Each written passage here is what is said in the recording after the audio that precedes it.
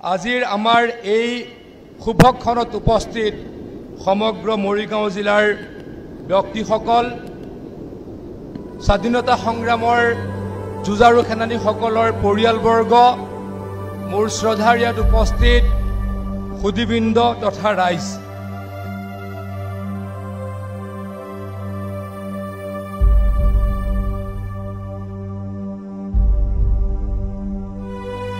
ভাৰতৰ ৭৯তম স্বাধীনতা দিৱস উপলক্ষে আমাৰ স্বাভিমান আৰু পবিত্ৰ তিৰংগা পতাকাৰ তলত সমবেত প্ৰতিগৰাকী ব্যক্তি তথা আমাৰ জিলাখনৰ ৰাইজৰলৈকে তথা দেশবাসীলৈ মোৰ আন্তৰিক শুভেচ্ছা আৰু অভিনন্দন জ্ঞাপন কৰিছোঁ।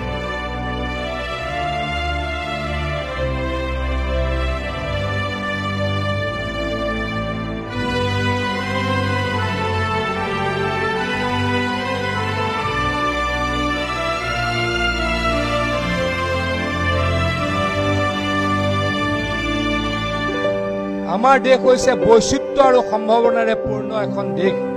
সম অধিকাৰ, সমমৰ্যাদা, স্বাভিমান, যিখন দেশৰ আদৰ্শ, সেইখন সমৃদ্ধ দেশত কোনো বৈষম্য নাই।